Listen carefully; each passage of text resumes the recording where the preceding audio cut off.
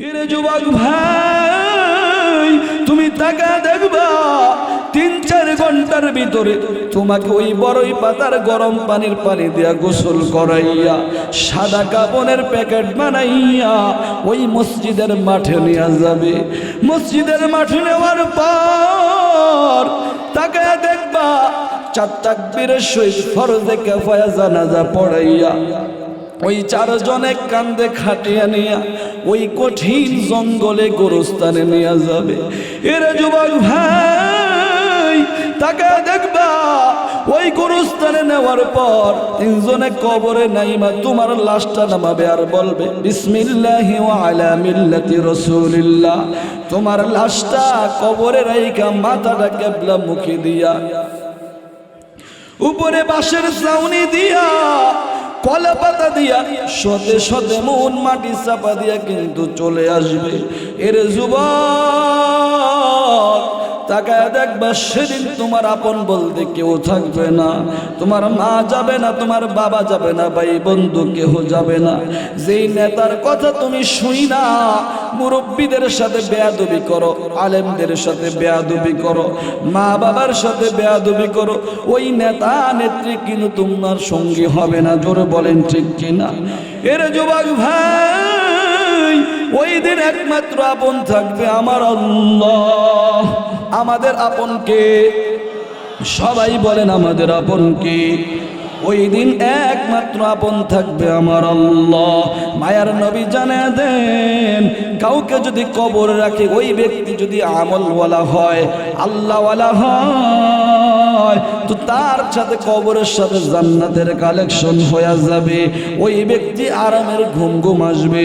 কিন্তু আল্লাহ না করুক, ওই ব্যক্তি যদি আল্লাহর নাফরমানি করে দুনিয়া থেকে যায়, কবরের মাটি ২ পাশ থেকে এমন জোরে চাপ মারবে, কয়েক পাঁজরের হাড্ডি অপর পাঁজরে ঢুকে যাবে।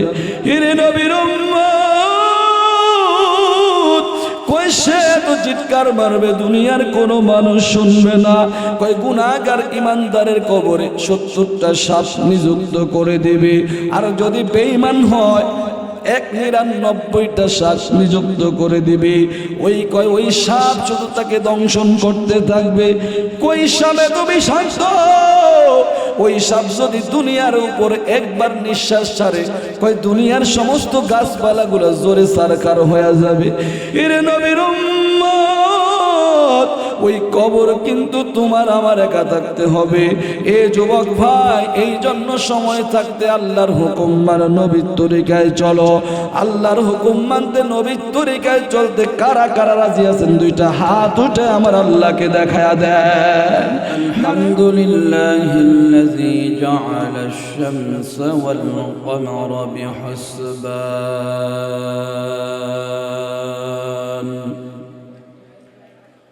والنجم والشجر يسجدان وفضل زمانا على زمان كما فضل مكانا على مكان وإنسانا على إنسان ونشهد أن لا إله إلا الله وحده لا شريك له لا ضد له ولا ند له ولا مثل له ونشهد أن سيدنا وسندنا وحبيب ربنا وطبيبنا وطبيب قلوبنا ومولانا محمدا عبده ورسوله صلى الله تعالى عليه وعلى آله وأصحابه وبارك وسلم تسليما كثيرا أما بعد فأعوذ بالله من الشيطان الرجيم. بسم الله الرحمن الرحيم. إنما المؤمنون الذين إذا ذكر الله وجلت قلوبهم وإذا تليت عليهم آياته زادتهم إيمانا وعلى ربهم يتوكلون.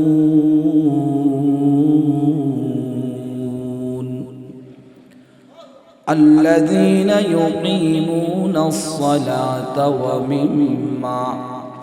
ومما رزقناهم ينفقون.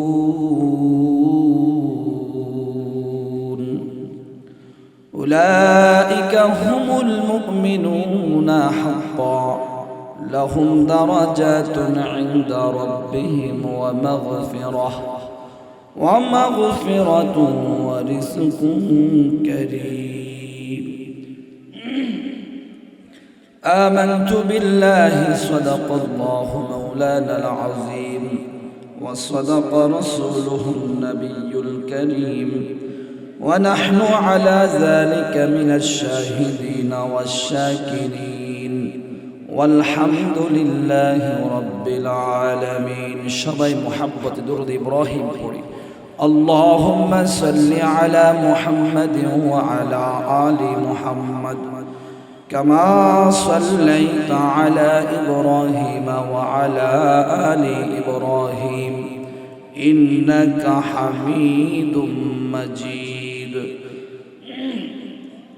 اللهم بارك على محمد وعلى آل محمد كما باركت على إبراهيم وعلى آل إبراهيم إنك حميد مجيد. بلغ العلا بكماله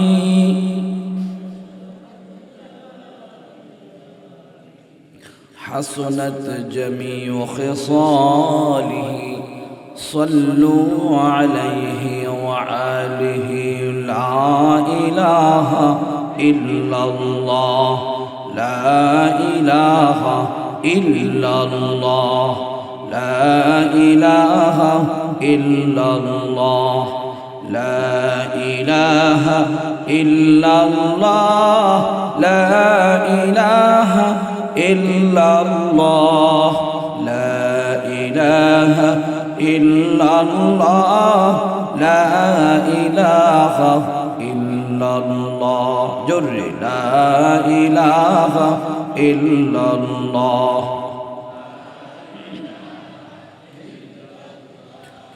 لا إله إلا الله لا إله إلا الله لا إله إلا الله لا إله إلا الله لا إله إلا الله لا إله إلا الله لا إله إلا الله.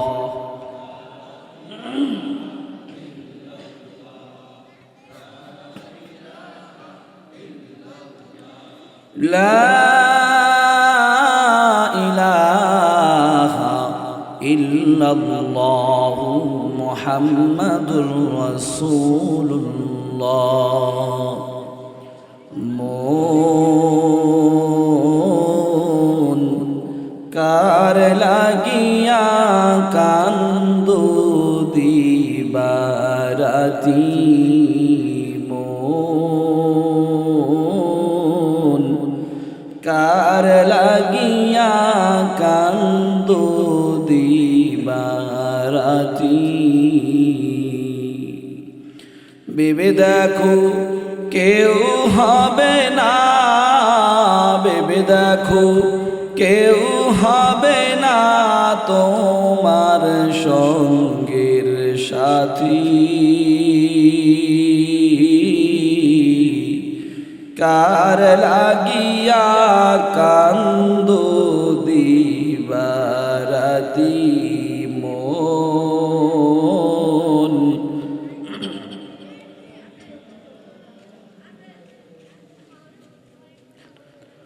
আপন আপন বইলা যারে ভাবছো সারাক্ষণ, আসলে যে কেউ নয় তারা, কেউ নয় রে আপন। আপন আপন বইলা যারে ভাবছো সারাক্ষণ, আসলে যে কেউ নয় তারা, কেউ নয় রে আপন। ওরে আজ না হয় কাল বুঝবি একদিন রে, আজ না হয় কাল বুঝবি একদিন, নিবলে জীবন বাতি। কার লাগিয়া কান্দো দিবারাতি মন, কার লাগিয়া কান্দো দিবারাতি। मैं दूर हो मजबूर हो आए सैयद आलम, मैं दूर हो मजबूर हो आए सैयद आलम। दीदार दिखा दे नहीं आवाज सुना दो, दीदार दिखा दे नहीं आवाज सुना दो। तकबीर में कलमा में नमाजू में अज़ा में, तकबीर में कलमा में नमाजू में अज़ा में, है नाम इलाही से मिला नाम मोहम्मद, है नाम इलाही से मिला नाम मोहम्मद। फरमाते आदम को मुझे खुल्द दरी में, लिखा हुआ तू बाबे मिला नाम मोहम्मद, लिखा हुआ तू बाबे मिला नाम मोहम्मद।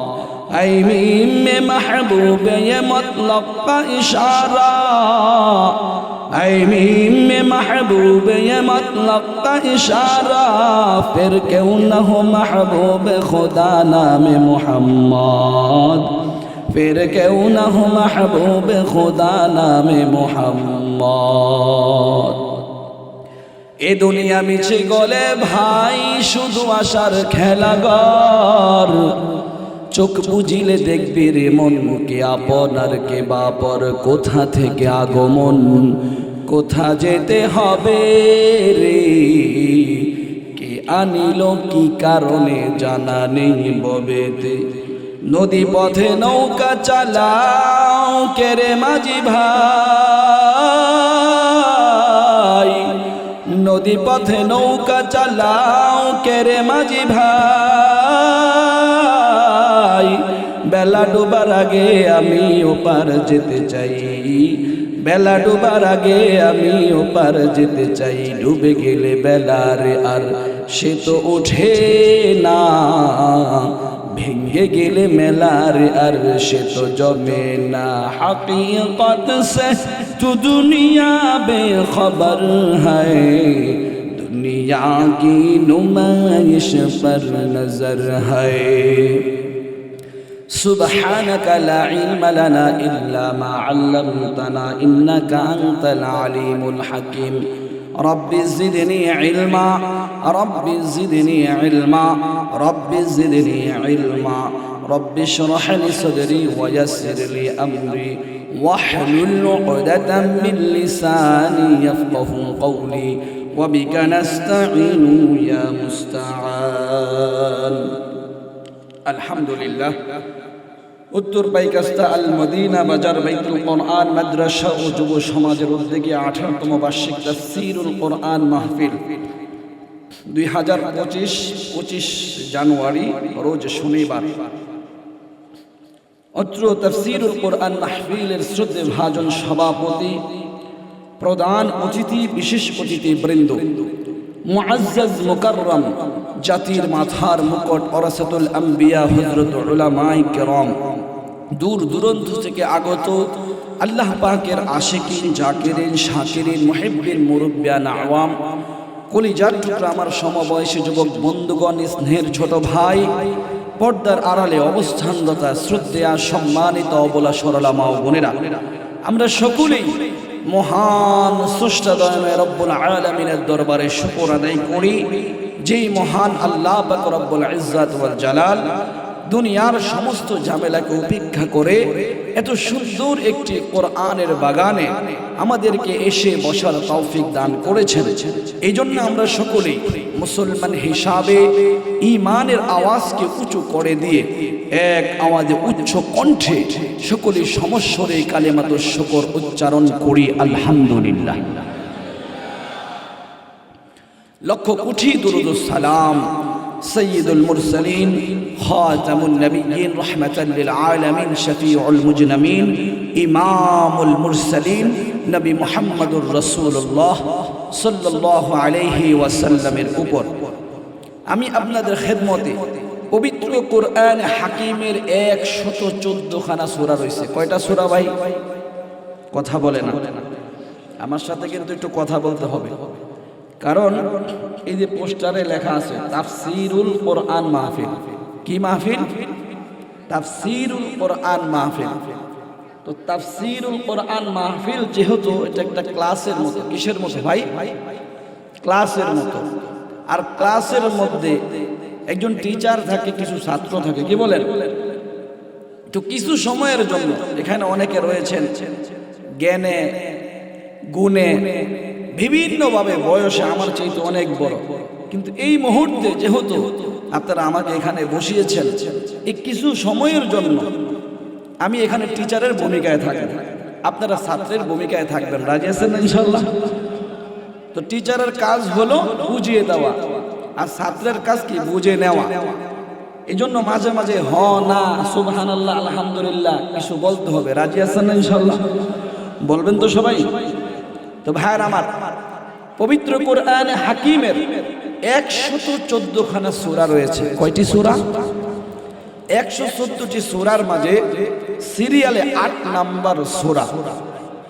সূরার নাম হলো সূরাতুল আনফাল। 9 নাম্বার পারা, 16 নাম্বার পৃষ্ঠা। আবার 9 নাম্বার পারা, 16 নাম্বার পৃষ্ঠা, 8 নাম্বার সূরা। সূরার নাম সূরাতুল আনফাল। এর 2, 3, 4 এই 3খানা আয়াতে কারিমা আপনাদের খেদমতে আমি তেলাওয়াত করেছি। এর আলোকে আল্লাহ তাআলা যেন এমন কিছু কথা আমি গোলামের জবান দিয়ে বের করে দেয়, যে কথাগুলো শুধু আমার নয়, আপনাদের সকলের, এই পুরা মহল্লাবাসীর হেদায়েতের জরিয়া হয়ে যায়। সবাই বলি আমিন। আরো জোরে বলি আমিন। তো যতক্ষণ আমি কথা বলবো শেষ পর্যন্ত সবাই থাকবেন তো? থাকবেন না ভাগবেন?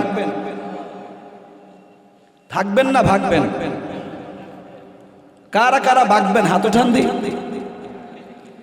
দুইজনে বেলে ভাগবো, বুঝতে পারে না। যাই হোক, থাকবেন কারা কারা হাত উঠান দি।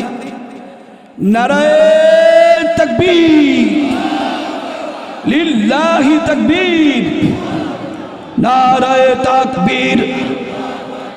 আল কোরআনের আলো, আল কোরআনের আলো। কোরআন হাদিস যেখানে, নবীর সুন্নাহ যেখানে, কোরআন নাই যেখানে, নবীর দুশমন যেখানে। আপনারা থাকবেন না নবীর দুশমন যেখানে? সাইজ করার জন্য তো থাকা লাগবে। যদি সাইজ করা প্রয়োজন হয়, রাজি আছেন না ইনশাআল্লাহ? আল্লাহ সবাইকে কবুল আর মঞ্জুর করুন। সবাই বলে আমিন। ভাইয়ের আমার, মাহফিলের সৌন্দর্য রক্ষার্থে মেহেরবানি করে আমরা একটু 1 মিনিটের জন্য জিকির করবো। আর একটু সামনে আগে বসে ভাই, পিছনে একটু সমস্যা হচ্ছে, আগে বসে। বলেন লা ইলাহা ইল্লাল্লাহ, লা ইলাহা, আগান আগান,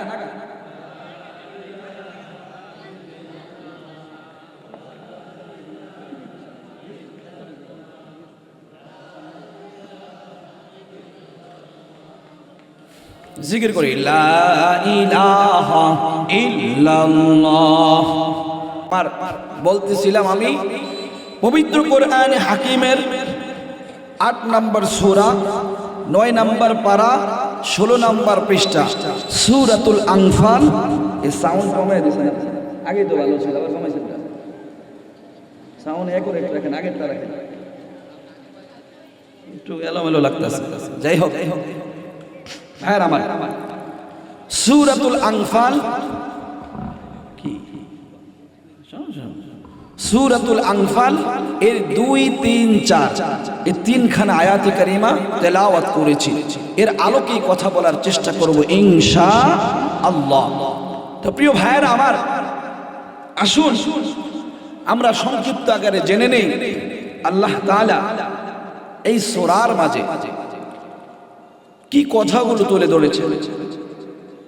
সূরাতুল আনফালের 2, 3, 4 এখানে আল্লাহ তাআলা প্রথমে একজন মুমিন বান্দা, একজন খাঁটি মুমিন, পাক্কা মুমিনের বৈশিষ্ট্য কেমন হবে, গুণাবলী কেমন হবে, এই গুণগুলো তুলে ধরেছেন। সুবহানাল্লাহ।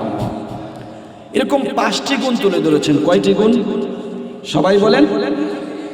এবং যে সমস্ত বান্দারা এই 5টি গুণ অর্জন করবে, আমার আল্লাহ তাদেরকে একটা সার্টিফিকেট দান করবে। সুবহানাল্লাহ। শুধু তাই না, সার্টিফিকেট শুধু দিয়ে শেষ করবে না, আবার সাথে বোনাস হিসাবে 3টা পুরস্কার দিয়ে দিবে। সুবহানাল্লাহ। তাহলে আসুন আমরা আজকে 9টা পয়েন্টের উপরে কথা বলবো ইনশাআল্লাহ। প্রথম হলো মুমিনের 5টা গুণাবলী, তারপর একটা সার্টিফিকেট। 5 আর 1 কত হলো? পুরস্কার কয়টা? 3টা। 6 আর 3 কত? 9। যেহেতু এটা ক্লাসের মতো একটু মনে রাখবেন ইনশাআল্লাহ, আশা করি উপকৃত হবেন। ও আর শুনলাম এই দিক দিয়ে, শুনে দিক দিয়ে বাইরে গেল, লাভ আছে কোনো? ভাইরা আমার, তো এই 9টা পয়েন্টের উপরে কথা বলবো। আসুন আমরা প্রথমে একটু ভিন্ন আঙ্গিক আলোচনাটা করি। প্রথমে জেনে নেই আল্লাহ এই 5 গুণ অর্জন করলে আমাদেরকে কি সার্টিফিকেট দিবে। আল্লাহ তাআলা বলেন, বিসমিল্লাহির রহমানির রহিম, উলাইকা হুমুল মুমিনুনা হাক্কান। আমার আল্লাহ জানায়া দেন, আল্লাহ তাআলা বলেন যে সমস্ত মুমিন বান্দারা 5 গুণ অর্জন করবে, আল্লাহ বলেন আমি ওই সমস্ত মুমিন বান্দাদেরকে একটা সার্টিফিকেট দেব। আল্লাহকে যদি বলেন আল্লাহ আপনি কেমন সার্টিফিকেট দিবেন, কি সার্টিফিকেট দিবেন? আল্লাহ বলে আমি এমন সার্টিফিকেট দিব যে তারা হলো পাক্কা মুমিন, খাঁটি মুমিন। সুবহানাল্লাহ। এখন আমি যদি আপনাদেরকে প্রশ্ন করি আপনারা কারা কারা মুমিন, সবাই কিন্তু হাত তুলবেন, জোরে বলেন ঠিক কিনা? কিন্তু আমার আল্লাহর কাছে সবাই খাঁটি মুমিন না। একটা হলো সাধারণ মুমিন, আরেকটা হলো খাঁটি মুমিন। আমার আল্লাহ জানিয়ে দেন যে সমস্ত বান্দারা 5 গুণ অর্জন করবে, আমি আল্লাহ তাদেরকে খাঁটি মুমিনের একটা সার্টিফিকেট দিব। সুবহানাল্লাহ। আল্লাহ বলেন আমি হক্কানি মুমিন, খাঁটি মুমিন হিসাবে যাকে আখ্যায়িত করব। এ মুসলমান ইমানদার আল্লাহর গোলাম, এ যুবক ভাই, ও পর্দানিশীন মা, মাইকের আওয়াজ কানে যায় শুনিয়া লও। আমার আল্লাহ জানায়া দেন 5 গুণওয়ালা মুমিনকে আমার আল্লাহ একটা সার্টিফিকেট দিবে। কি সার্টিফিকেট? আল্লাহ বলে উলাইকা হুমুল মুমিনুনা হাক্কা, এরাই হইছে খাঁটি মুমিন, এরা সত্যিকারের মুমিন। তার মানে বোঝা গেল ধোঁকাবাজ মুমিনও আমাদের সমাজে আছে। জোরে বলেন ঠিক কিনা? ধোঁকাবাজ মুমিন কারা? দেখবেন রাস্তাঘাটে অনেক সময় চিপা চাপায় ঘুরে, যদি বলেন ভাই মসজিদে মুয়াজ্জিন আজান দিছে আছেন নামাজে যাই, কয় না হুজুর আমি নামাজ পড়ি মনে মনে আছে না নাই। আবার কয় নামাজ পড়ি না দেখে কি হইছে আমার ঈমান ঠিক আছে, কথা কয় না। কয় আমি নামাজ পড়ি না দেখে কি হইছে আমার ঈমান কিন্তু ঠিক আছে। এরা হইছে কি বলি পাক্কা মুমিন না ফাক্কা মুমিন? এই জন্য আমার আল্লাহ পাক্কা মুমিন কারা, খাঁটি মুমিন কারা, আল্লাহ এই বৈশিষ্ট্যগুলো তুলে ধরেছেন। আমার আল্লাহ বলেন উলাইকা হুমুল মুমিনুনা হাক্কা, যারা 5 গুণ অর্জন করবে আমি আল্লাহ এদেরকে একটা সার্টিফিকেট দেব, এরা হলো সত্যিকারের মুমিন। এ মুসলমান ইমানদার আল্লাহর গোলাম, আমার আল্লাহ জানিয়ে দেন এই সার্টিফিকেট দিয়ে আবার আমি আল্লাহ ছেড়ে দেব না, সাথে করে 3টা পুরস্কার দিয়া দিব। সুবহানাল্লাহ। আল্লাহকে যদি প্রশ্ন করেন আল্লাহ আপনি কি পুরস্কার দিবেন, আমার আল্লাহ জানিয়ে দেন লাহুম দারাজাতুন ইনদা রাব্বিহিম ওয়া মাগফিরাহ ওয়া মাগফিরাতুন ওয়া রিজকুন কারীম।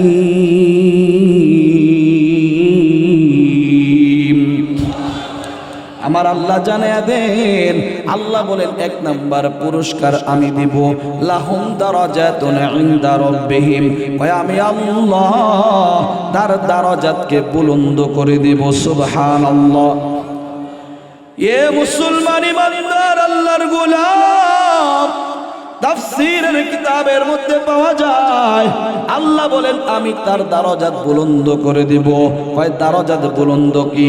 লাহুম দারাজাতুন ইনদা রাব্বিহিম, মুফাসসিরিন কিরাম লেখেন আয় জান্নাতুন ইনদা রাব্বিহিম। আমার আল্লাহ ওই পাক্কা মুমিনকে 1 নাম্বার পুরস্কার দিবে, কয় তাকে জান্নাতের মালিক বানিয়ে দিবে। সুবহানাল্লাহ। 1 নাম্বার পুরস্কার ছোট না বড়?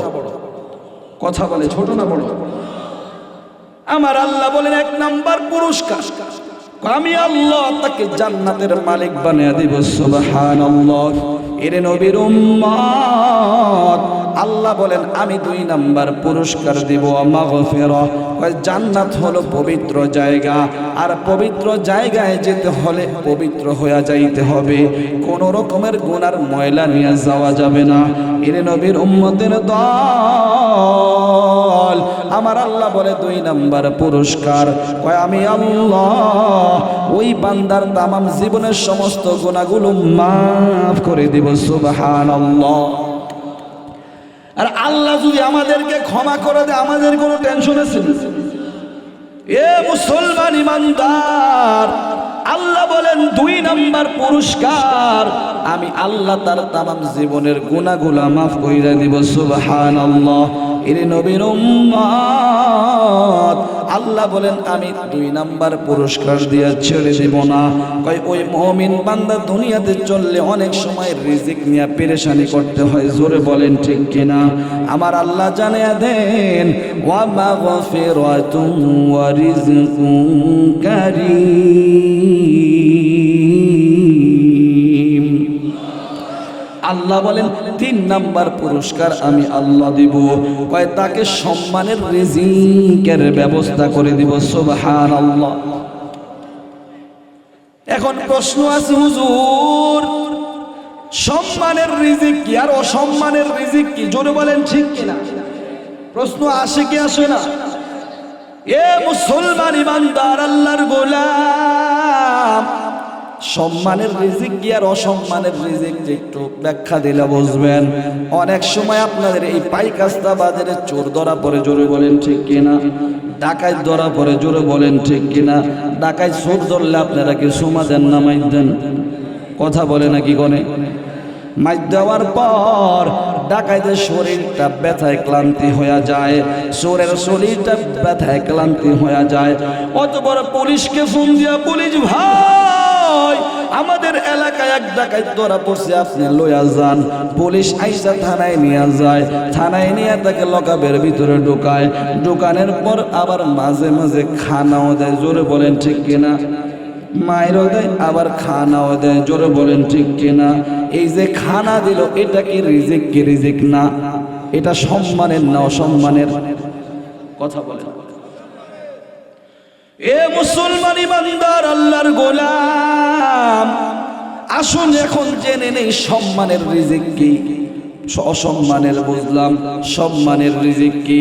সম্মানের রিজিক হলো, দেখবেন অনেক সময় আপনার বাড়িতে দোয়ার ব্যবস্থা করেন, মসজিদের ইমাম সাহেবকে দাওয়াত দেন, আলেম ওলামাদেরকে দাওয়াত দিয়া খাওয়ান, হাজী সাহেব সমাজের ভদ্র মানুষদেরকে দাওয়াত দিয়া খাওয়ান, নামাজি মুত্তাকি মানুষদেরকে দাওয়াত দিয়া খাওয়ান। জোরে বলেন ঠিক কিনা? ইমাম সাহেবকে দাওয়াত দেন, দাওয়াত দিয়া ভালো মন্দ পাকান খানা খাওয়ান। ইমাম সাহেব যদি না খাইতে চায় আবার জোর কইরা খাওয়ান। কয় হুজুর আরেকটু লন, আরেকটু লন। জোরে বলেন ঠিক কিনা? হুজুর যদি না খাইতে চায় তারপরে জোর কইরা খাওয়ায়। হুজুর যত বেশি খায় আপনি তত বেশি খুশি হন। জোরে বলেন ঠিক কিনা? খানা শেষ কইরা হুজুর আবার যখন চইলা আসবো মুসাফা কইরা পকেটে হাদিয়া ধরায় দেয়। জোরে বলেন ঠিক কিনা?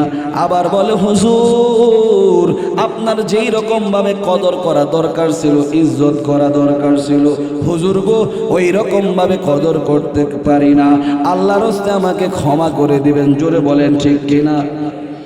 এ মুসলমান ইমানদার আল্লাহর গোলাম, প্রকান্তরে তুমি তাকায়া দেখো, ওই ইহুদি খ্রিস্টানরা, ওই ডোনাল্ড ট্রাম্প বলো আর যাই কিছু বলো না কেন, যত ক্ষমতাসীন পাওয়ারফুল লোক তাদেরকে কোনো মানুষ এত সম্মান কইরা মোহাব্বত কইরা খানা দেয় না। জোরে বলেন ঠিক কিনা? কিন্তু আল্লাহ ইজ্জতের খানা দেয়, মোহাব্বত কইরা খাওয়ান। কেন খাওয়ান? যে 5 গুণওয়ালা মুমিন একই খানা যদি আপনি আপনার পুত্রাকে খাওয়ান, জামাইকে খাওয়ান, বেওয়াইকে খাওয়ান, বেওয়াই যদি একটু বেশি খায়, পুত্রা যদি একটু বেশি খায়, কয় পেটুক 3 দিন মনে হয় খায় না। জোরে বলেন ঠিক কি? সামনাসামনি কয় না, পিছনে পিছনে মনে মনে কয় না। তার মানে বোঝা গেল 5 গুণওয়ালা মুমিন আপনি সম্মান করে খাওয়ান, মোহাব্বত কইরা খাওয়ান। খানা খাওয়ায় কে? আর জোরে বলেন কে? কারণ কি? 5 গুণওয়ালা মুমিন 5 গুণ যখন অর্জন করছে, আমার আল্লাহ দুনিয়াতেও সম্মানের রিজিকের ব্যবস্থা করে দিছে। সুবহানাল্লাহ। এই গুণগুলা যদি আপনি হুজুর হওয়া লাগবে না, আপনি সাধারণ মানুষ, আপনি যদি 5টি গুণ অর্জন করেন তো আমার আল্লাহ ওয়াদা করছে, লাহুম দারাজাতুন ইনদা রাব্বিহিম ওয়া মাগফিরাতুন ওয়া রিজকুন কারীম। আল্লাহ বলেন 3 নাম্বার পুরস্কার আমি আল্লাহ দেব, তাকে সম্মানের রিজিকের ব্যবস্থা করে দেব। সুবহানাল্লাহ।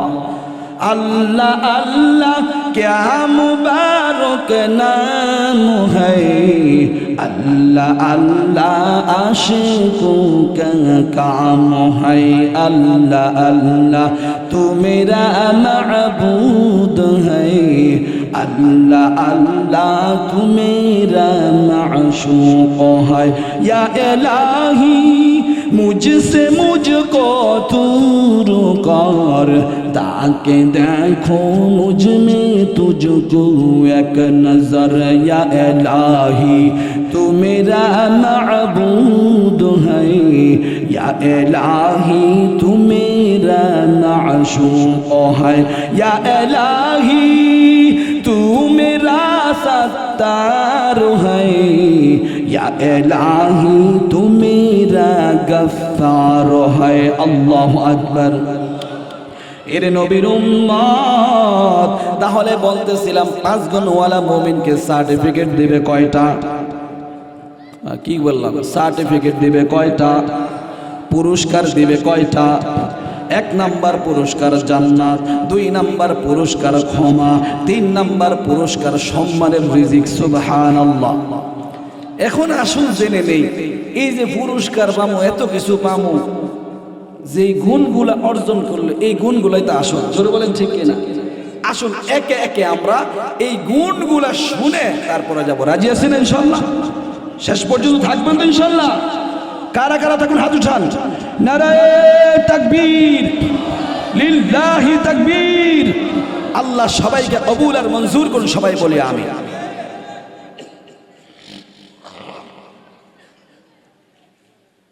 ভাইরা আমার, বলতেছিলাম 5 গুণওয়ালা মুমিনকে আল্লাহ একটা সার্টিফিকেট দিবে, 3টা পুরস্কার দিবে। আসুন জেনে নেই গুণগুলা কি।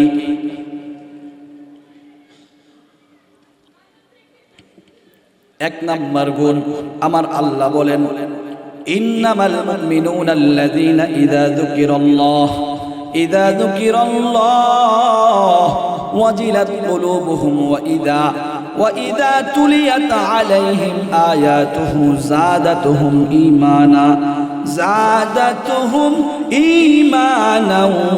ওয়া আলা রাব্বিহিম ইয়াতাওয়াক্কালুন। আমার আল্লাহ জানিয়ে দেন, মুমিন বান্দার 1 নাম্বার গুণ হলো ইন্নামাল মুমিনুনা আল্লাযীনা ইযা যুকিরাল্লাহ ওয়াজিলাত কুলুবুহুম। আমার আল্লাহ বলেন, মুমিন বান্দার 1 নাম্বার গুণ হলো যখন তার সামনে আল্লাহর কথা আলোচনা করা হয়, আল্লাহর জিকির করা হয়, ইযা যুকিরাল্লাহ, আল্লাহর নামের আওয়াজ তার কানে যখন বাড়ে খায়, ওয়াজিলাত কুলুবুহুম, তখন তার দিলটা ভয়ে কম্পন সৃষ্টি হয়ে যায়। সুবহানাল্লাহ।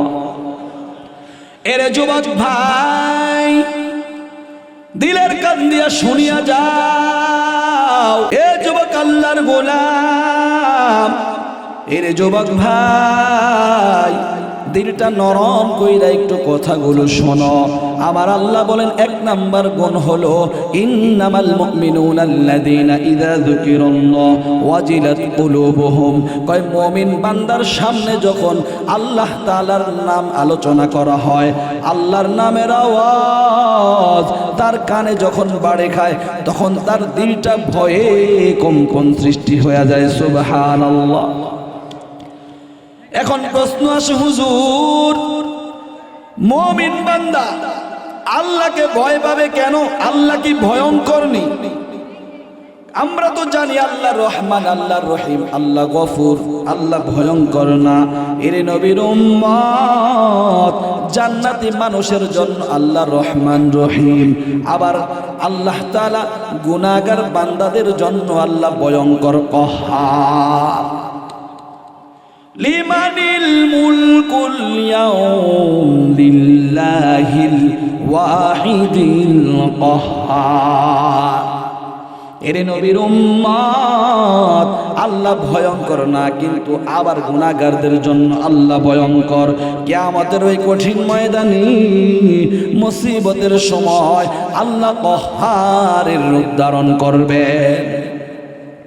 মায়েরা আমার, আরবিতে একটি শব্দ রয়েছে খাউফুন, আরেকটি শব্দ আছে খশিয়াতুন, আরেকটি শব্দ আছে ওয়াজাল। খশিয়াতুন অর্থ ভয়, খাউফুন অর্থ ভয়, ওয়াজিলাত কুলুবুহুম, ওয়াজাল শব্দের অর্থ ভয়। খাউফুন, খশিয়াতুন আর ওয়াজিলাত সবগুলা এক রকমের ভয় না, এই ভয়ের মধ্যে আলাদা আলাদা আছে। কয় খাউফুন মানে কি? খাউফুন হলো আতঙ্কের ভয়। কিসের ভয়? যে মাহফিল শুই না, গভীর রজনীতে আপনি বাড়িতে যাবেন, যাওয়ার পথে কেমন জানি ভয় লাগতেছে আপনাকে, কে জানি আক্রমণ করবে, খুন করবে, কে জানি আসতেছে। এটা হলো কিসের ভয়? আতঙ্কের ভয়। কিসের ভয়?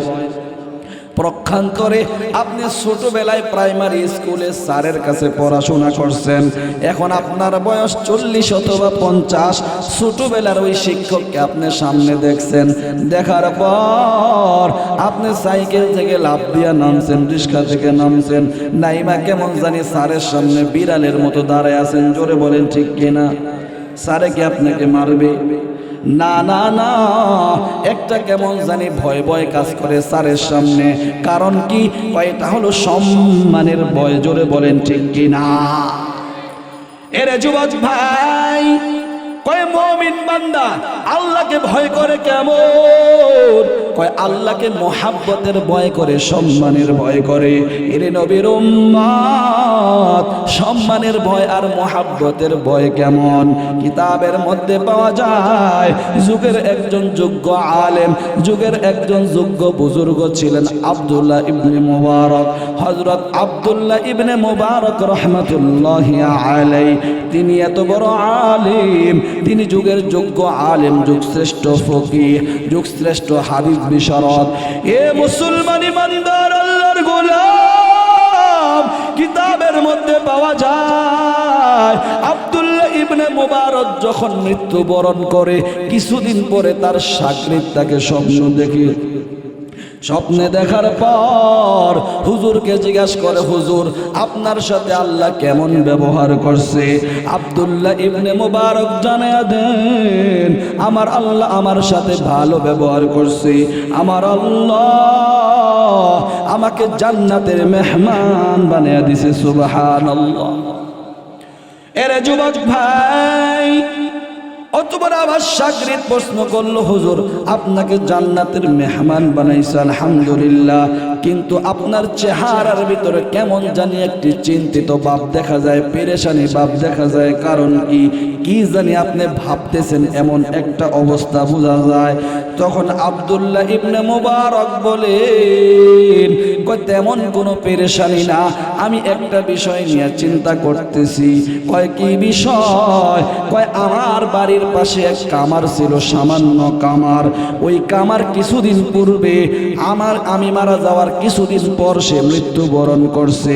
কয় আমি দেখলাম আমার আল্লাহ ওই কামারকেও জান্নাতের উচ্চ মাকাম দান করছে। সুবহানাল্লাহ। আমি চিন্তা করতে লাগলাম, আমি যুগের যোগ্য আলেম, আমি যুগের যোগ্য বুজুর্গ, আমাকে আল্লাহ জান্নাতের মালিক বানাইছে, জান্নাতের উচ্চ মাকাম দিয়েছে, এটা মানা যায়। কিন্তু সামান্য একটি কামার, সামান্য কামার হওয়ার পরে সে জান্নাতের উচ্চ মাকাম কিভাবে পাইল? এটাই আমার ভিতরে কেমন জানি খেলতেছে, চিন্তা করতেছি। শাগরিদ বলেন, আমি এই স্বপ্ন দেখার পর আমার ঘুম ভেঙে যায়। কয় ঘুম ভেঙে সকালবেলা ওই শাগরিদ দৌড়াইয়া ওই কামারের বাড়িতে যায়, যায় ওই কামারের স্ত্রীকে বলে, মা আপনার সাথে একটু কিছু আমার কথা আছে।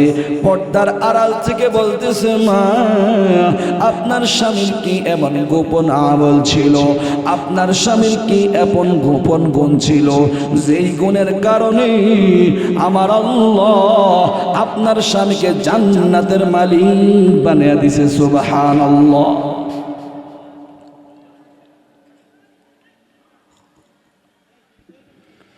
এরে যুবক ভাই, এই কথা বলার পর ওই ভদ্র মহিলা পর্দার আড়াল থেকে বলতেছে, হুজুর আমার স্বামীর তেমন কোনো ভালো গুণ আমার নজরে পড়ে নাই, উল্লেখযোগ্য এমন কোনো গোপন আমল আমি দেখি নাই।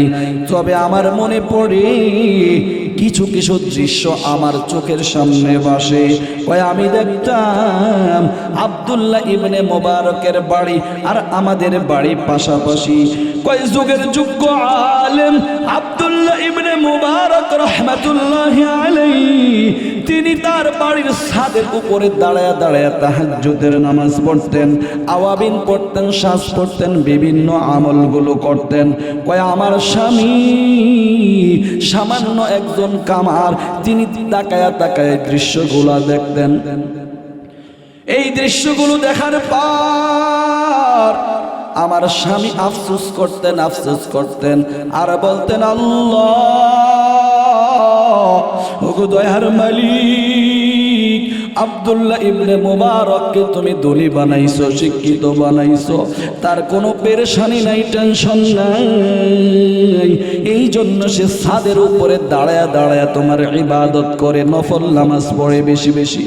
আমি গরিব মানুষ, আমি সামান্য কামার, ও দয়ার মালিক আমার দিনে কাজ না করলে আমার ঘরে খাবার জুটে না, এই জন্য আমি বাড়তি তাহাজ্জুদ পড়তে পারি না, নফল নামাজ পড়তে পারি না।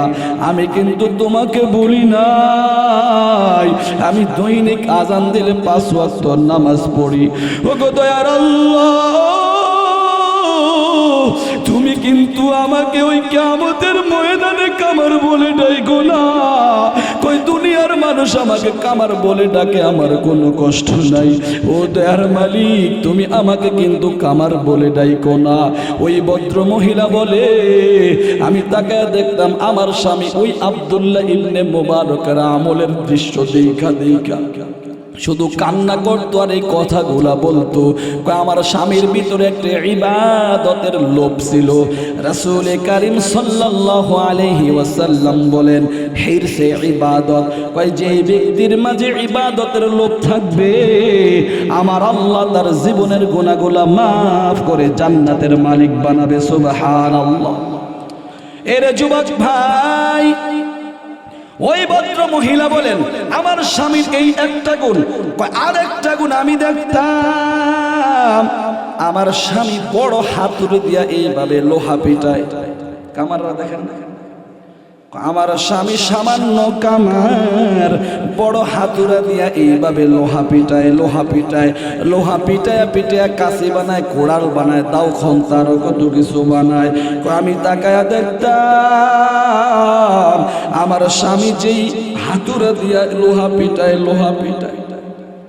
ওই মহিলা বলে, আমি তাকায়া দেখতাম এমন সময় মসজিদ থেকে যদি মুয়াজ্জিন আল্লাহু আকবার, আল্লাহু আকবার, আল্লাহ সবচাইতে বড়, আল্লাহ সবচাইতে বড়, কয় এই আজানের ধ্বনিগুলো যখন আমার স্বামীর কানে বাড়ি খাইতো, আমি তাকায়া দেখতাম আমার স্বামী এই হাতুড়াটার সামনে নিত না, পিছনে ফেলে দিত। আল্লাহু আকবার।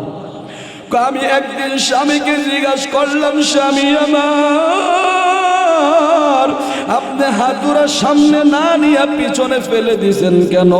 আমার স্বামী উত্তর দিল, প্রাণের স্ত্রী, এই কাজ থেকে আমার আল্লাহর হুকুম বড়, আমার আল্লাহ সবচাইতে বড়, আমি আল্লাহর হুকুমকে সম্মান প্রদর্শন করছি। আল্লাহু আকবার।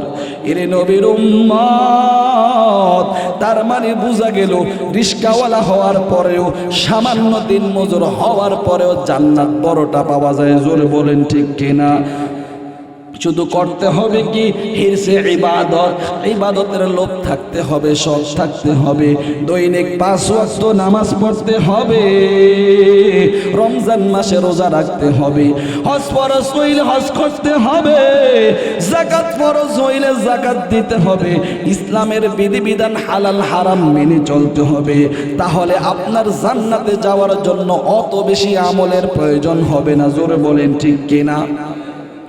আল্লাহর নবী বলেন, وقال النبي صلى الله عليه وسلم, আল্লাহর নবী বলেন, আখলিস দীনাকা ইয়াকফিকাল আমালুল কলিল। মায়ার নবী জানায়া দেন, আল্লাহর নবী বলেন, আখলিস দীনাকা ইয়াকফিকাল আমালুল কলিল, তোমার ঈমানকে খাঁটি করো, তাহলে অল্প আমলেই নাজাতের জন্য যথেষ্ট হবে। সুবহানাল্লাহ।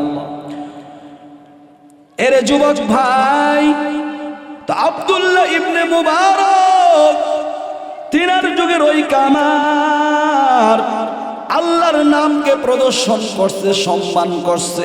আল্লাহর নাম শোনার পরে সে কোরাল ফেলে দিছে, হাতুড়া ফেলে দিছে, আর কাজ করে না। জোরে বলেন ঠিক কিনা? তাফসীরের কিতাবের মধ্যে আসছে, ইন্নামাল মুমিনুনা আল্লাযীনা ইযা যুকিরাল্লাহু ওয়াজিলাত কুলুবুহুম, ওই মুমিন বান্দা যেহেতু তার দিলটা ভয়ে কম্পন সৃষ্টি হয়ে গেছে। সুবহানাল্লাহ। এরে যুবক ভাই, মুমিন বান্দার এক নাম্বার গুণ, কাকে ভয় করবে? সবাই বলেন, কাকে ভয় করবে? কারণ যেই বান্দার ভিতরে আল্লাহর ভয় থাকবে, যেই বান্দার ভিতরে আল্লাহর ভয় থাকবে, ওই বান্দা কখনো অন্যায় করতে পারে না। জোরে বলেন ঠিক কিনা?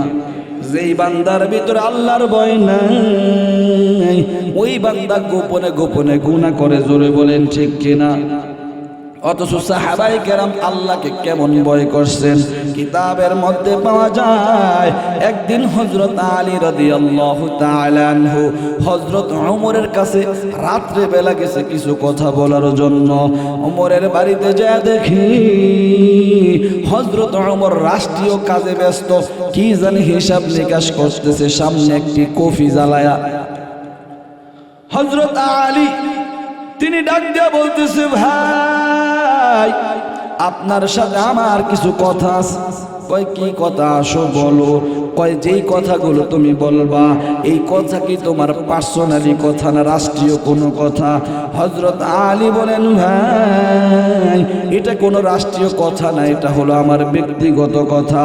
হযরত আলী বলেন, আমি তাকায়া দেখলাম হযরত ওমর হঠাৎ করে তার সামনে থাকা কপিটা নিভিয়ে ফেলছে, কপি বন্ধ করে দিয়েছে। তিনি ভয় পেয়ে গেছে। কিরে, আপনার বাড়িতে যদি মেহমান আসে রাত্রেবেলা আপনি যদি লাইট বন্ধ করে দেন, মেহমান তো ডরায় যাবে। লাইট বন্ধ করে দরজা মেয়ের আবার পিটাইনি। তিনি ডরায় গেছে, কিরে আমি আসছি আর লাইট জ্বালাইবে, উনি কপিটা বন্ধ করে দিচ্ছে। যখন তিনি কিছু বুঝতে পারলেন না, জিজ্ঞাসা করলেন, ওমর আমি আসার পর আপনি কপি নিবাইছেন কেন? হযরত ওমর বলতেছেন, ভাই যেই কপিটা আমার সামনে, এই কূপের ভিতরে যে তেল রয়েছে এই তেলটা আমার ব্যক্তিগত কিনা না, এই তেলটা হলো রাষ্ট্রীয় সম্পদ। কি সম্পদ? রাষ্ট্রীয় সম্পদ। আমি রাষ্ট্রীয় সম্পদ ব্যবহার করে রাষ্ট্রের কাজ করতেছি। তুমি যেহেতু রাষ্ট্র নিয়ে কোনো কথা বলবা না, তুমি বলবা তোমার ব্যক্তিগত কথা। তো তোমার আমার ব্যক্তিগত কথা, এখানে রাষ্ট্রীয় সম্পদ খরচ হবে, এটা আমি বরদাস্ত করতে পারি না। আল্লাহু আকবার। কয় কিয়ামতের ময়দানে কয় আল্লাহ যখন আমাকে জিজ্ঞাসা করবে, ওমর তুমি যখন খলিফা ছিলা রাষ্ট্রীয় সম্পদকে তুমি অপব্যবহার করছো, কয় আমি আল্লাহ তাআলার কাছে তখন ধরা খায়া যাব। আমি আল্লাহর কাছে কি জবাব দিব? এই জন্য আমি কফি নিবায়া ফেলছি। সুবহানাল্লাহ। আর এখন আমাদের অবস্থা কি? হ্যাঁ, কথা কয় না। আরে রাষ্ট্রের আমির হওয়া দরকার নাই, রাষ্ট্রের সরকার হওয়া দরকার নাই, পার্লামেন্টের মন্ত্রী হওয়া দরকার নাই, পার্লামেন্টের এমপি হওয়া দরকার নাই, এলাকার চেয়ারম্যান হওয়া দরকার নাই।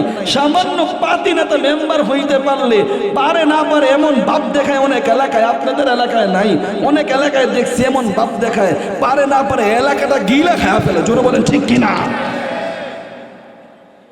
সাবধান হয়ে যাও ভাই। দুনিয়ায় দৌড়া তো আল্লাহ মাঝে মাঝে দৌড়ানি লাগায়। জোর বলেন ঠিক কিনা? মাঝে মাঝে তো আল্লাহ দৌড়ানি খাওয়ায়, কারণ আল্লাহ ছাড় দেন, জালেমদেরকে ছেড়ে দেন না। জোরে বলেন ঠিক কিনা? আল্লাহ সুযোগ দেয়, কারণ আল্লাহ তো বান্দাকে অনেক মায়া করে। কি বলেন? আল্লাহ দেখে বান্দা তওবা করে কি ভালো হয়ে যায় কিনা। যখন আপনি ভাই একটু সামনে আসেন, একটু সামনে আসেন, ওই যে পিছনে বাইরে জায়গা হচ্ছে না, জিকির করেন লা ইলাহা ইল্লাল্লাহ। সামনে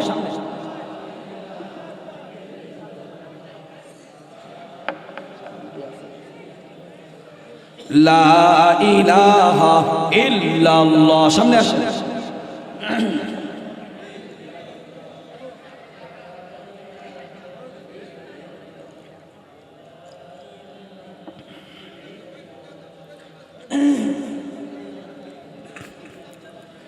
আগে বসি।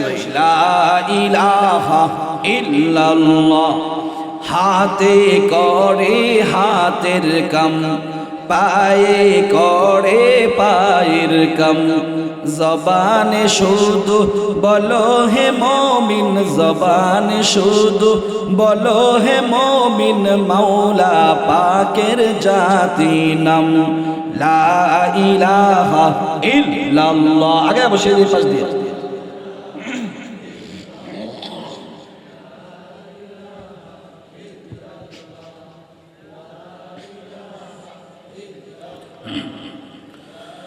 লা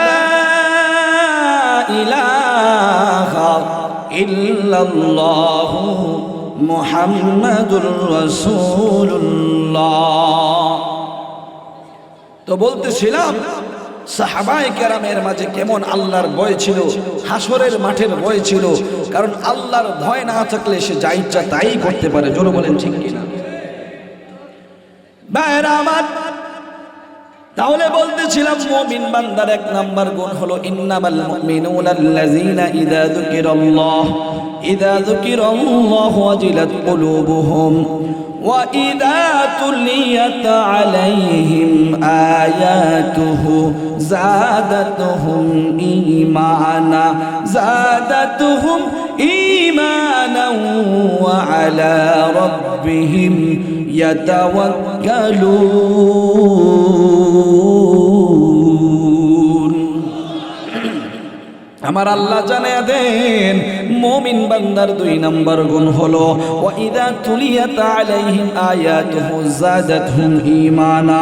কয় মুমিন বান্দার সামনে যখন কোরআন তেলাওয়াত করা হয়, মুমিন বান্দা যখন কোরআনের তেলাওয়াত শুনে, কোরআনের আওয়াজ শুনে, কোরআনের তাফসীর শুনে, মুমিন বান্দার ঈমান বেড়ে যায়। সুবহানাল্লাহ।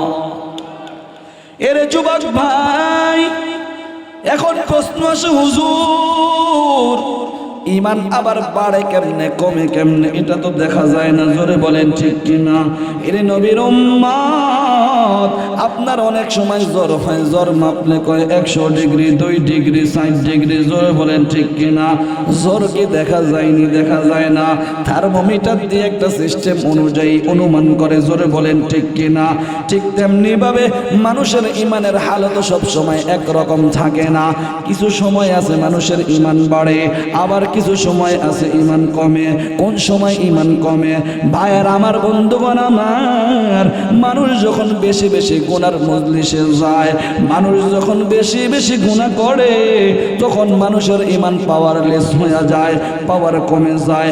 প্রকান্তরে মানুষ যখন কোরআন শুনে, কোরআনের আয়াত শুনে, কোরআনের তাফসীর শুনে, তরজমা শুনে, কোরআন ও হাদিসের ব্যাখ্যা শুনে, তখন আমার আল্লাহ বলেন ওয়া ইযা তুলিয়াত আলাইহিম আয়াতুহু যাদাতুহুম ঈমানা।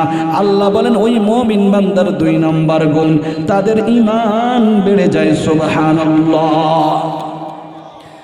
তার মানে বোঝা গেল কোরআনের আয়াত শুনলে, কোরআন তাফসীর শুনলে কি বাড়ে? কথা বলে না। আমার কথা বুঝতে কষ্ট হয় না? কিছু বললেন, বলেন না কেন? প্রথমে তো শর্ত দিয়ে লাইছি, মনে আছে না? কিছু বললেন তো। কোরআনের তাফসীর শুনলে, আয়াত শুনলে কি বাড়ে? তাহলে বোঝা গেল যারা কোরআনের তাফসীরের বিরোধিতা করে, কোরআনের মাহফিলের বিরোধিতা করে, আগে করছে না গুরু, এখনো যারা করবে, বুঝতে হবে তাদের ঈমান নাই, বেঈমান। জোরে বলেন ঠিক কিনা? এই বাংলাদেশে কোরআন ও সুন্নাহর বিরোধিতা করে, ইসলামের বিরোধিতা করে, রাসূলের বিরোধিতা করে, ইতিপূর্বেও কেউ টিকতে পারে নাই, এখনো টিকতে পারে না, ভবিষ্যতেও পারবে না। জোরে বলেন ঠিক কিনা? অতএব যদি আপনার কোরআন ও হাদিস ভালো না লাগে, কোরআনের তাফসীর ভালো না লাগে, ইসলাম যদি ভালো না লাগে, আল্লাহর হুকুম যদি ভালো না লাগে, তো আল্লাহর দুনিয়া ছেড়ে তুমি বের হয়ে যাও। কই যাইবা? যাওয়ার জায়গা আছে? এ দুনিয়া ছাড়িয়া কোথায় যাইবা বাগিয়া?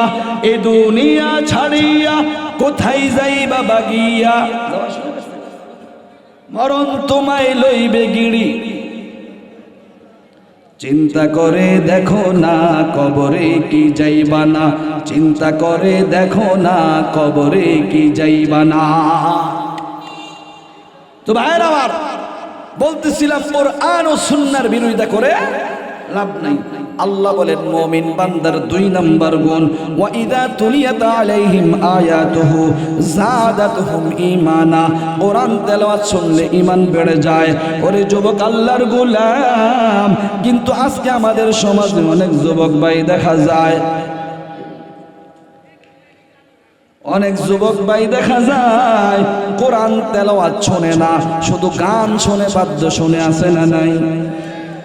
রাত্রে যখন ঘুমাইতে যায় কানের ভিতরে হেডফোন লাগায়া গান শোনে। একটু এলোমেলো লাগতেছে ভাইয়েরা আমার, বন্ধুগণ আমার, অনেক যুবক এমন আছে কোরআন তেলাওয়াত শুনে না, শুধু গান শুনে। জোরে বলেন ঠিক কিনা?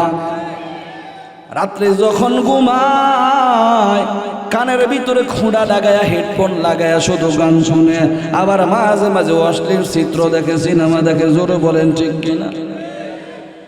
এ যুবক আল্লাহর গোলাম, আমি তোমাকে বলতে চাই যুবক, তুমি যে এই গান শুনতে শুনতে ঘুমিয়ে যাও, তুমি যে এই যে সিনেমা দেখতে দেখতে ঘুমিয়ে যাও, তুমি কি জানো এই রাতটা যদি তোমার শেষ রাত হয়, এই রাতে যদি তোমার মৃত্যুবরণ হয়, কারণ তুমি ডানে বামে তাকাও, তোমার মতো কত যুবক হোন্ডা অ্যাক্সিডেন্ট হয়ে মারা যায়, কত যুবক পানির নিচে ডুবে মারা যায়, কত যুবক ঘুমের ঘরে মারা যায়, আছে না নাই? এর যুবক ভাই, তুমি আমি যদি মরিয়া যাই, সকালবেলা দেখবা তোমার আত্মীয় স্বজন বলবে লাশটার ঘরে রাখার দরকার নাই, বাহিরে নাও। জোরে বলেন ঠিক কিনা? তাকায়া তাকায়া দেখবা কিছু মানুষ দৌড়াবে তোমার কাফনের কাফন রেডি করার জন্য, কেউ আবার দৌড়াবে বাঁশ কাটার জন্য, কেউ আবার দৌড়াবে মসজিদে যায় মুয়াজ্জিন সাহেবকে বলবে, মুয়াজ্জিন সাহেব আমাদের বাড়ির আব্দুর রহিম আব্দুর রহমান নাই, একটু মাইকে এলান করে দেন। এরে যুবক ভাই, তুমি তাকা দেখবা 3-4 ঘন্টার ভিতরে তোমাকে ওই বড়ই পাতার গরম পানির পানি দিয়া গোসল করাইয়া, সাদা কাপড়ের প্যাকেট বানাইয়া ওই মসজিদের মাঠে নিয়ে যাবে। মসজিদের মাঠে নেওয়ার পর তাকায়া দেখবা 4 তাকবীরের সহিত ফরজে কিফায়া জানাজা পড়াইয়া ওই 4 জনে কান্দে খাটিয়া নিয়া ওই কঠিন জঙ্গলে গোরস্থানে নিয়ে যাবে। এরা যুবক ভাই, তাকে দেখবা ওই গোরস্থানে নেওয়ার পর 3 জনে কবরে নাইমা তোমার লাশটা নামাবে আর বলবে বিসমিল্লাহি ওয়া আলা মিল্লাতি রাসূলিল্লাহ। তোমার লাশটা কবরে রাইখা মাথাটা কিবলা মুখে দিয়া, উপরে বাঁশের ছাউনি দিয়া, কলা পাতা দিয়া, শতে শতে মন মাটি চাপা দিয়া কিন্তু চলে আসবে। এর যুবক তাকায় দেখবা সেদিন তোমার আপন বলতে কেউ থাকবে না, তোমার মা যাবে না, তোমার বাবা যাবে না, ভাই বন্ধু কেহ যাবে না। যেই নেতার কথা তুমি শুই না মুরব্বীদের সাথে বেয়াদবি করো, আলেমদের সাথে বেয়াদবি করো, মা বাবার সাথে বেয়াদবি করো, ওই নেতা নেত্রী কিন্তু তোমার সঙ্গী হবে না। জোরে বলেন ঠিক কিনা? এর যুবক ভাই, ওই দিন একমাত্র আপন থাকবে আমার আল্লাহ। আমাদের আপন কে? সবাই বলেন আমাদের আপন কে? ওই দিন একমাত্র আপন থাকবে আমার আল্লাহ। মায়ার নবী জানিয়ে দেন, কাউকে যদি কবর রাখে, ওই ব্যক্তি যদি আমলওয়ালা হয়, আল্লাহওয়ালা হয়, তো তার সাথে কবরের সাথে জান্নাতের কালেকশন হয়ে যাবে। ওই ব্যক্তি আরামের ঘুম ঘুম আসবে। কিন্তু আল্লাহ না করুক, ওই ব্যক্তি যদি আল্লাহর নাফরমানি করে দুনিয়া থেকে যায়, কবরের মাটি 2 পাশ থেকে এমন জোরে চাপ মারবে, কয়েক পাঁজরের হাড্ডি অপর পাঁজরে ঢুকে যাবে। হিরে নবীর উম্মত,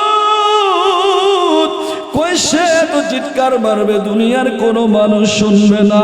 কই গুনাহগার ইমানদারের কবরে 70টা সাপ নিযুক্ত করে দেবে, আর যদি বেঈমান হয় 199টা সাপ নিযুক্ত করে দিবে। ওই সাপ শুধু তাকে দংশন করতে থাকবে। কই সাপে তুমি শান্ত, ওই সাপ যদি দুনিয়ার উপর একবার নিঃশ্বাস ছাড়ে, কই দুনিয়ার সমস্ত গাছপালাগুলো জোরে সারকার হয়ে যাবে। এরে নবীর উম্মত, ওই কবর কিন্তু তোমার আমার একা থাকতে হবে। এ যুবক ভাই, এই জন্য সময় থাকতে আল্লাহর হুকুম মানো, নবীর তরিকায় চলো। আল্লাহর হুকুম মানতে, নবীর তরিকায় চলতে কারা কারা রাজি আছেন? 2টা হাত উঠে আমার আল্লাহকে দেখায়া দেন। নারে তাকবীর, লিল্লাহি তাকবীর। আল্লাহ গো, তুমি সকলের হাত দুখানাকে কবুল করিয়া নাও। সবাই বলি আমিন।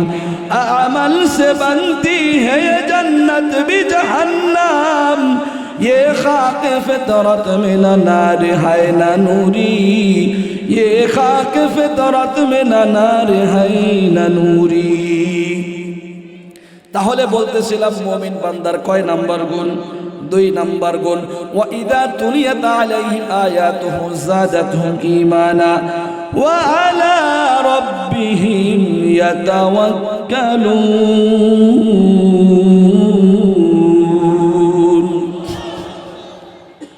তো 2 নাম্বার গুণ হলো যে মুমিন বান্দার সামনে কোরআন তেলাওয়াত করলে, সে কোরআন তেলাওয়াত শ্রবণ করলে তার ঈমান বেড়ে যায়। সুবহানাল্লাহ।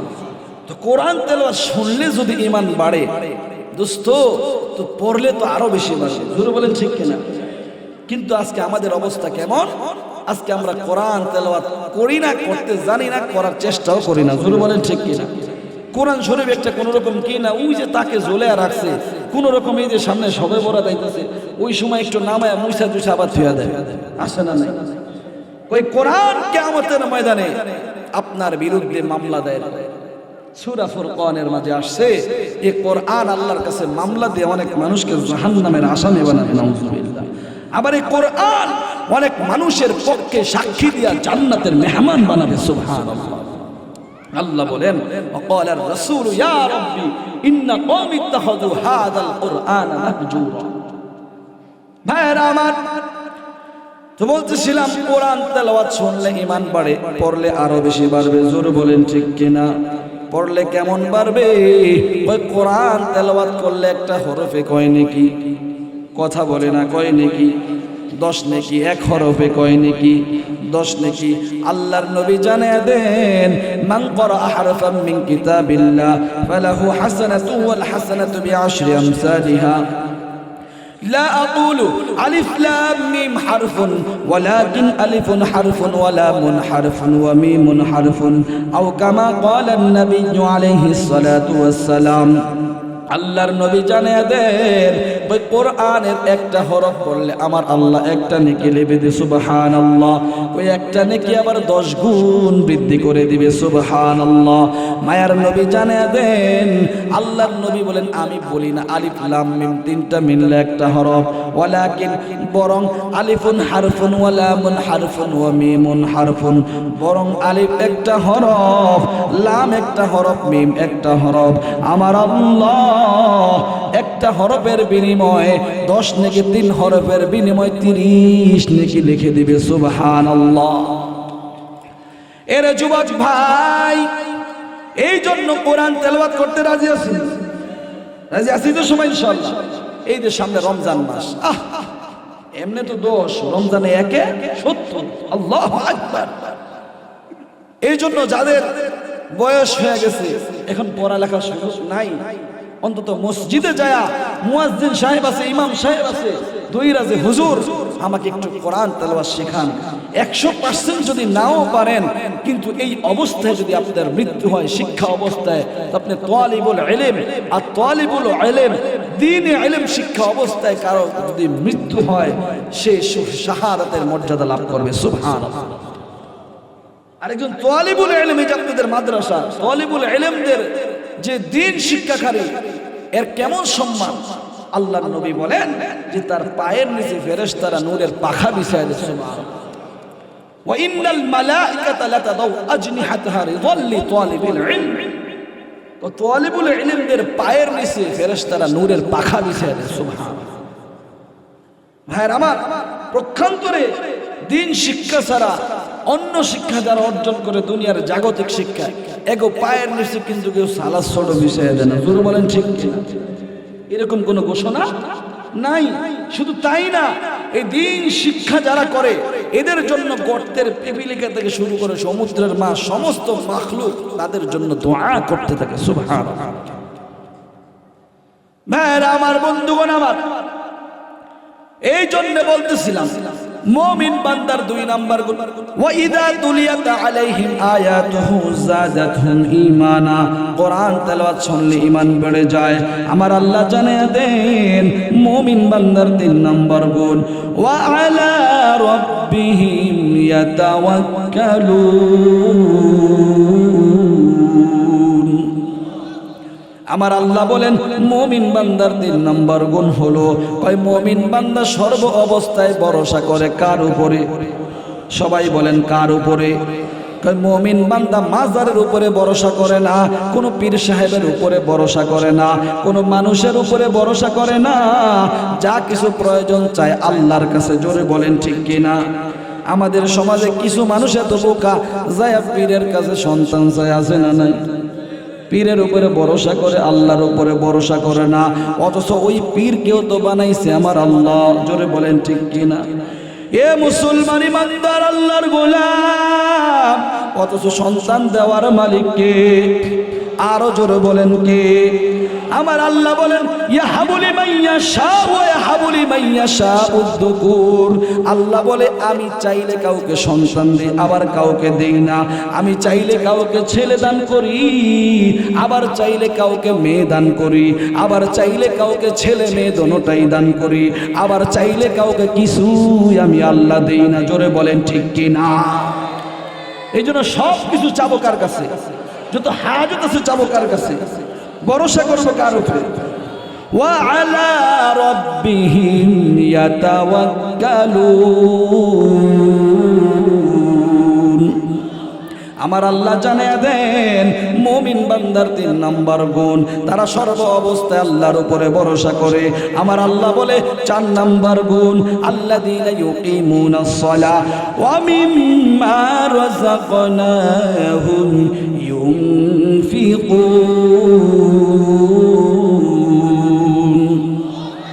আল্লাহ বলে মুমিন বান্দার 4 নম্বর গুণ, আল্লাযীনা ইউকিমুনাস সালাহ, কয় তারা 5 ওয়াক্ত নামাজ পড়ে, নামাজ কায়েম করে, নামাজ প্রতিষ্ঠা করে। এ মুসলমান ইমানদার আল্লাহর গোলাম, আজকে আমাদের সমাজে অনেক মানুষ নামাজ পড়ে না, 1 ওয়াক্ত পড়লে আরেক ওয়াক্ত পড়ে না, আছে না নাই? কেউ কেউ শুধু জুমার নামাজ পড়ে, আবার কেউ কেউ শুধু ঈদের নামাজ পড়ে, আবার কেউ কেউ এমন আছে জীবনের নামাজ পড়ে না, আছে না নাই? অথচ নামাজ কেমন গুরুত্বপূর্ণ ইবাদত। এ মুসলমান ইমানদার আল্লাহর গোলাম, এই যে রজব মাস, মেরাজের মাস, মায়ার নবী আল্লাহ তাআলার সাথে সাক্ষাৎ করছেন। আল্লাহকে যে বলেন মালিক, আমাকে তো তুমি দুনিয়া থেকে আইনা তোমার সাথে সাক্ষাৎ করাইছো, আমার উম্মতের সাথে সাক্ষাৎ কিভাবে হবে? আল্লাহ বলেন ও আমার হাবিব, আপনাকে আমি 50 ওয়াক্ত নামাজ গিফট করলাম, কমতে কমতে আবার 5 ওয়াক্ত আসছে, লম্বা চোরা ঘটনা বললাম না। 5 ওয়াক্ত নামাজ আমি আপনাকে হাদিয়া দিলাম। আপনি যাই আপনার উম্মতদেরকে বলেন, আপনার যেই উম্মত দৈনিক 5 ওয়াক্ত নামাজ পড়বে, আমি আল্লাহ তাকে 50 ওয়াক্ত নামাজের সওয়াব দেব। সুবহানাল্লাহ। এর যুবক ভাই, আবার আমার আল্লাহ জানিয়ে দেন, এ নবী আপনি যায় আপনার উম্মতদেরকে বলেন দৈনিক যায় তারা 5 ওয়াক্ত নামাজ পড়তো। কয় আপনাকে তো আমি আরো শাইনা পরে দেখা করাইছি, সাক্ষাৎ করছি, কিন্তু আপনার উম্মত যখন দৈনিক 5 ওয়াক্ত নামাজ পড়বে, যখন আমি আল্লাহর কুদরতি পায়ে সিজদা করবে, আমি আল্লাহ নিজে তাদের সঙ্গে যায় দেখা করব। সুবহানাল্লাহ, আল্লাহু আকবার। এই জন্য আল্লাহর নবী বলেন আনতা আবুদাল্লাহ কাআন্নাকা তারা ফাইল্লাম তাকুন তারাহু ফাইন্নাহু ইয়ারা। আল্লাহর নবী জানিয়ে দেন, কয় তোমরা আল্লাহকে দেখে দেখে দেখে দেখে ইবাদত করো। কয় তুমি যখন নামাজ পড়ো, আল্লাহকে দেখে দেখে তুমি ইবাদত করো। যদি তুমি আল্লাহকে না দেখো, ওই বাতিনি চক্ষু যদি তোমার না থাকে, আল্লাহকে যদি তুমি না দেখো, তো মনে মনে এটা ভাবনা রাখো, আমার আল্লাহ কিন্তু আমাকে দেখছেন। জোরে বলেন ঠিক কিনা? কয় বান্দা যখন দৈনিক 5 ওয়াক্ত নামাজ পড়বে আর এই চিন্তা করবে আল্লাহ দেখেন, আল্লাহ দেখেন, আল্লাহ দেখেন, কয় সব সময় যখন নামাজের ভিতরেই দেন ধারণা তৈরি হবে, কেউ দেখে না, কেউ দেখে না, দেখেন কি? কথা বলে না, দেখেন কি? কয় এই বান্দা যখন নামাজের বাহিরে যখন ব্যবসা করবে, বাণিজ্য করবে, কয় এই বান্দা তখন ওজনে কম দেবে না, কারণ চিন্তা করবে আমি যদি ওজনে কম দেই, দুনিয়ার কেউ বুঝে না, বুঝেন কি? কয় কেউ দেখে না, দেখেন কি? এই বান্দা অন্যের উপরে জুলুম করবে না, আরেকজনকে ঠকাইবে না, চিন্তা করবে কেউ দেখে না, কেউ দেখে না, দেখেন কি এই বান্দা জিনা করবে না, সুদ খাবে না, ঘুষ খাবে না, এই বান্দা কোনো গুনার কাজে লিপ্ত হবে না। এ নবীর উম্মত, দৈনিক 5 ওয়াক্ত নামাজ পড়লে তার ভিতরে আল্লাহর ভয় পয়দা হবে। এই জন্য আমার আল্লাহ জানিয়ে দেন, ইন্নাস সালাতা তানহা আনিল ফাহশাই ওয়াল মুনকার ওয়া লাযিকরুল্লাহি আকবার ওয়াল্লাহু ইয়ালামু মা তাসনাউন।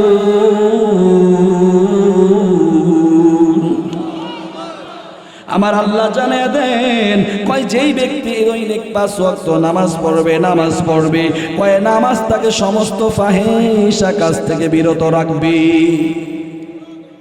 সমস্ত গুনার কাছ থেকে বিরত রাখবে। কি নামাজ?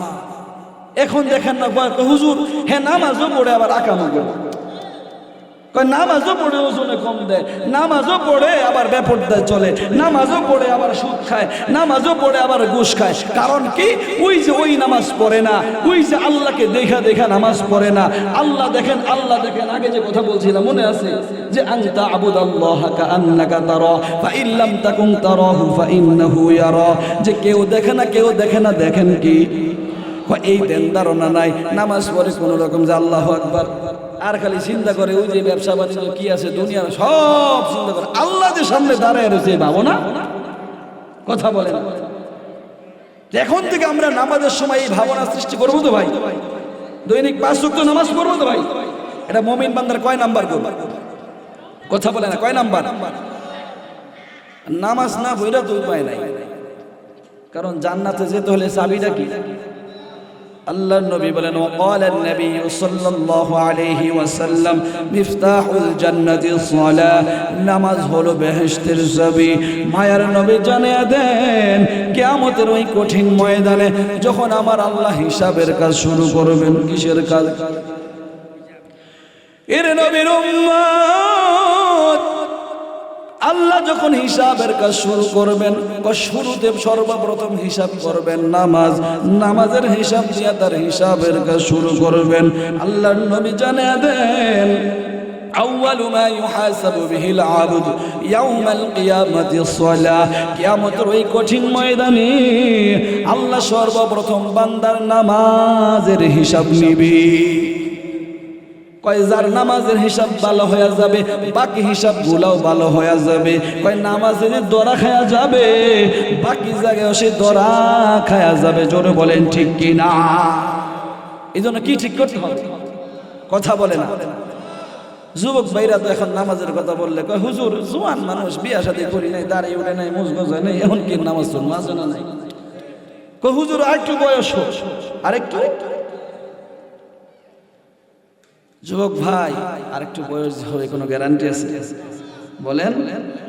কিছু মুরব্বী তো আছে এমন, দোকানে বৈশা এখনো চায়ের দোকানে টিভি দিকে এমনি করে চায়া থাকে, মশা সব আপ ডাউন করে কইতে পারে, আছে না নাই? রাগ করছেন? কিছু মুরব্বী বলছি, সবাই না। মানে যুবকরা তো একটু চিন্তা নিয়ে আছে কি আরেকটু বয়স হোক, কথা বলেন, আরেকটু বয়স হোক, তারপরে হুজুর নামাজ ধর্মনি, নামাজ পড়মনি। আপনি যে বয়স হয়েছে, আপনি কি চিন্তা করবেন? ও কাকারা, বাজানরা, আপনি কি চিন্তা করেন? এখন হুশ আসে নাই, অথচ তাকায় দেখেন গত বছর কত মুরব্বী মাহফিলে ছিল, এবার নাই। জোরে বলেন, একটু খেয়াল করেন, নাই। আগামী বছর যে আমি আপনি থাকবেন গ্যারান্টি আছে? কোনো গ্যারান্টি নাই। ও যুবক ভাই, আপনি যে বসে আছেন, হুজুর আরেকটু বয়স হোক তারপরে নামাজ ধরবো, এর কোনো গ্যারান্টি আছে? গ্যারান্টি থাকলে দেন, তাহলে আমরা নামাজ ছাইরা যাবো। আমরা তো খুব বয়স না, যুবক মানুষ, আরো 10 বছর দুষ্টামি ফাজলামি করি, তারপরে নামাজ পড়বো নাকি? কোনো গ্যারান্টি আছে? নাই নাই নাই। এ যুবক আল্লাহর গোলাম, কার মৃত্যু কখন কোথায় আসে কেউ জানে না। জোরে বলেন ঠিক কি না? আমার আল্লাহ জানিয়ে দেন, ইন্নাল্লাহা ইলমুস সাআহ, وينزل الغيث ويعلم ما في الأرحام وما تدري نفس ماذا تكسب غدا وما تدري نفس بأي أرض تموت আমার আল্লাহ জানিয়ে দেন পাঁচটা জিনিস এমন আছে যেই জ্ঞান কারো জানা নাই এর ভিতরে একটা কার মৃত্যু কখন কোথায় হবে আমার আল্লাহ বলেন ইদা জাআ আজালুহুম লা ইস্তাখিরুনা সাআতাও ওয়ালা يستقدمون আমার আল্লাহ জানিয়ে দেন কার মৃত্যু কখন কিভাবে হবে কারো জানা নাই এর যুবক ভাই কত যুবক বিভিন্নভাবে মারা যায় গত কিছুদিন পূর্বে আমার প্রোগ্রাম ছিল ওই নেত্রকোনা আমি ঢাকা থেকে যখন যাইতেছিলাম গাজীপুর পার হওয়ার পর রাস্তার ভিতরে দেখি এক যুবক হুন্ডা অ্যাক্সিডেন্ট হয়ে সেপ্টা হয়ে আছে আমি চিন্তা করলাম এই যুবক তো গতকাল কেউ বুঝতে পারে নাই সেইভাবে চলে যাবে জোরে বলেন ঠিক কিনা এর যুবক ভাই তুমি যার একদিন থাকবে এর কোনো নিশ্চয়তা নাই কোনো গ্যারান্টি নাই অতএব সময় থাকতে এখনই আল্লাহর হুকুম মানো আল্লাহর হুকুম মানো যৌবনকালে যদি ইবাদত করো এই ইবাদতের বেশি দাম কেমন দাম মায়ার নবী জানায় দেন ওয়াশাবুন নাশা ফি ইবাদাতিল্লাহ আল্লাহর নবী বলেন কিয়ামতের ওই কঠিন ময়দানে মুসিবতের সময় যেই সময় আল্লাহর আরশের ছায়া ব্যতীত কোনো ছায়া থাকবে না ওই সময় আমার আল্লাহ সাত শ্রেণীর মানুষকে আর আজিমের নিচে ছায়া দেবে এর ভিতরে এক শ্রেণী থাকবে যুবক যেই যুবক যৌবনকালে ইবাদতে করছে সুবহানাল্লাহ এর যুবক ভাই যৌবনকালের ইবাদতের কেমন দাম একটু খেয়াল করেন যৌবনকালের ইবাদতের এমন দাম আমার আল্লাহ তিন শ্রেণীর মানুষকে পেনশনের ব্যবস্থা করছে আমরা জানি দুনিয়ার সরকারও কিন্তু মানুষ রিটায়ার্ড হইলে সরকারি চাকরি শেষ কইরা পরে পেনশন দেয় জোরে বলেন ঠিক কিনা রিটায়ার্ড পারসনকে সরকার পেনশন দেয় জোরে বলেন ঠিক কিনা আমার আল্লাহ তিন শ্রেণীর মানুষকে পেনশন দিবে এর ভিতরে এক শ্রেণীর মানুষ হলো যেই যুবক যৌবনকালে ইবাদত করবে যে যুবতী বোন যৌবনকালে ইবাদত করবে বয়স হওয়ার পর সে আগের মতো আর ইবাদত করতে পারে না আগের মতো তাহাজ্জুদ পড়তে পারে না আগের মতো নফল রোজা রাখতে পারে না আগের মতো বেশি বেশি তাসবিহ পড়তে পারে না আমার আল্লাহ ডাক দিয়া ফেরেশতাকে বলবে ফেরেশতাদের দল আমার এই বান্দার যৌবনকালের একটু পৃষ্ঠাটা উল্টাও উল্টায়া দেখো আমার বান্দা যৌবনকালে কেমন আমল করছে ফেরেশতারা উল্টা বলবে আল্লাহ আপনার এই বান্দা যৌবনকালে অনেক বেশি ইবাদত করছে বয়স হওয়ার কারণে পারে না আল্লাহ বলবে ও ফেরেশতাদের দল আমার বান্দা যৌবনকালে যেই রকম তাহাজ্জুদ পড়ছে নফল নামাজ পড়ছে নফল রোজা রাখছে এখন বয়স হওয়ার কারণে যেহেতু পারে না তার আমলনামায় ওই যৌবনকালে সম পরিমাণ সওয়াব দিয়া দাও সুবহানাল্লাহ আল্লাহু আকবার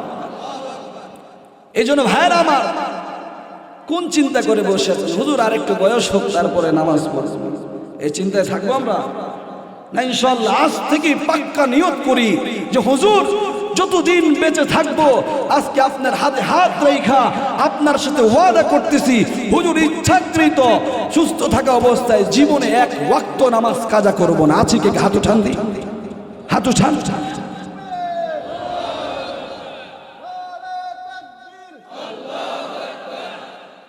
লিল্লাহি তাকবীর আল্লাহ সবাইকে কবুল আর মঞ্জুর করুন ভাইয়ের আমার এই ওয়াদার উপরে অটল অবিচল থাকার তৌফিক আল্লাহ আমাদেরকে দান করে সবাই বলি আমি ভাইয়ের আমার বন্ধুগণ আমার আমি বললাম মুমিন বান্দার পঞ্চম গুণ চারটা গুণ বয়ান করছি এক নাম্বার গুণ ইন্নামাল মুমিনুনা আল্লাযীনা ইযা যুকিরাল্লাহ ওয়াজিলাত কুলুবুহুম ওয়া ইযা তুলিয়াত আলাইহিম আয়াতুহু যাদাতহুম ঈমানা ওয়া আলা রাব্বিহিম ইয়াতাওয়াক্কালুন আল্লাযীনা ইউকিমুনাস সালাহ ওয়া মিম্মা রাযাকনাহুম ইউনফিকুন আমার আল্লাহ জানে দেন মুমিন বান্দার পঞ্চম গুণ হলো মুমিন বান্দা আল্লাহর দেওয়া রিজিক থেকে আল্লাহর পথে ব্যয় করে। রিজিক দিয়েছেন কি? অর্থ দিয়েছেন কি? ধন সম্পদ দিয়েছেন কি? আমাদেরকে ধন সম্পদ দিয়েছেন কি?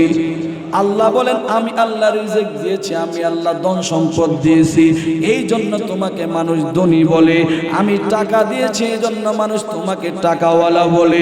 আমি আল্লাহ যদি না দিতাম কেউ তোমাকে ধনী বলতো না, টাকাওয়ালা বলতো না। জোরে বলেন ঠিক কিনা? এই জন্য আল্লাহ বলেন ওয়া মিম্মা রাযাকনাহুম ইউনফিকুন। মুমিন বান্দার পঞ্চম গুণ আল্লাহর দেওয়া রিজিক থেকে আল্লাহর পথে ব্যয় করে। এরে নবীর উম্মত, ওই সাহাবায়ে কেরাম কেমন ভাবে আল্লাহর পথে ব্যয় করছেন?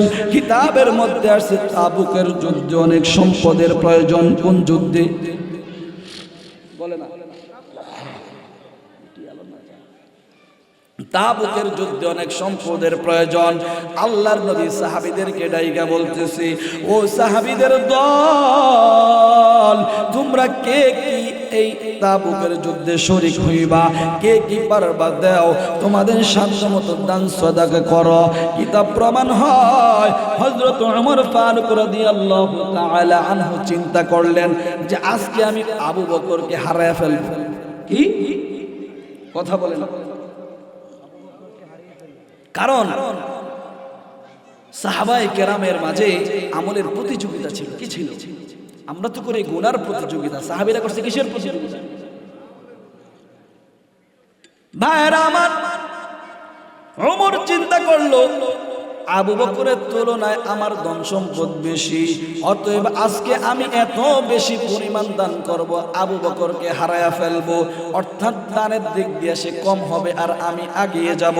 আল্লাহর নবীর কাছে আমি দামি সাহাবী হয়ে যাব। এর যুবক ভাই, কিতাব প্রমাণ হয় আবু বকর গেছে ধন সম্পদ আনার জন্য, ওমর আনতে গেছে ধন সম্পদ। সব গাচ্ছি গুচ্ছি বাইন্দা যখন নবীর দরবারে আসছে, মায়ার নবী প্রশ্ন করতেছে, ওমর তুমি তোমার ঘরে কি রেখে আসছো? আল্লাহর নবী কিন্তু চাইলে কথাটা এইভাবে বলতে পারতেন, ওমর তুমি কি নিয়ে আসছো? এইভাবে না বইলে কথাটা একটু ঘুরায়া বলছেন, ওমর তুমি কি রেখে আসছো?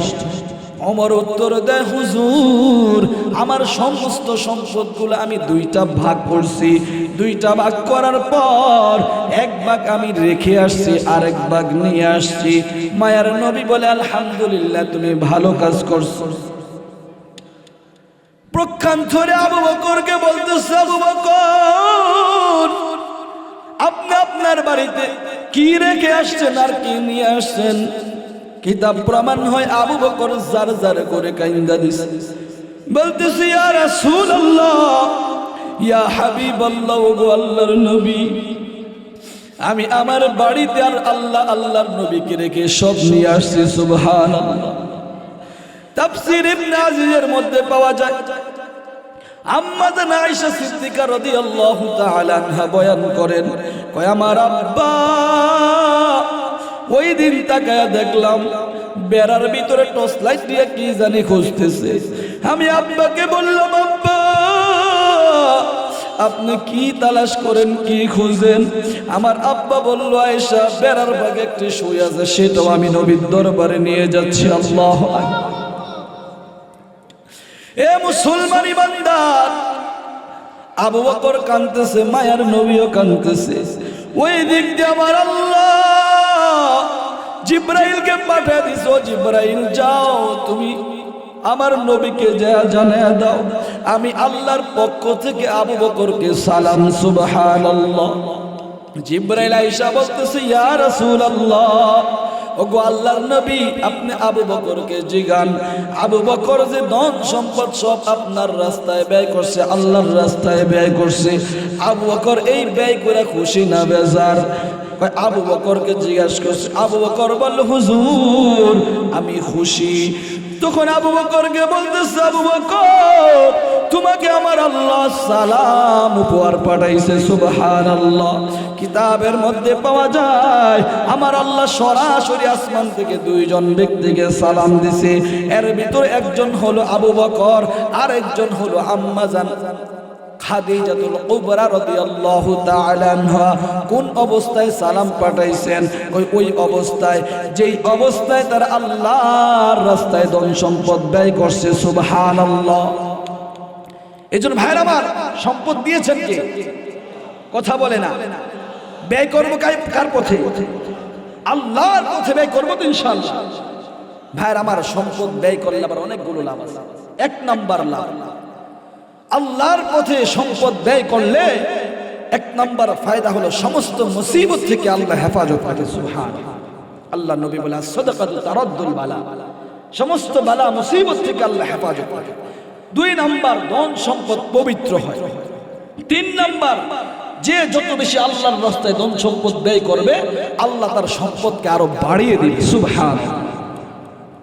এই জন্য আল্লাহর রাস্তায় সম্পদ ব্যয় করতে রাজি আছি আমরা ইনশাআল্লাহ। কারা কারা রাজি আছি? হাত উঠান দি। নারায়ে তাকবীর।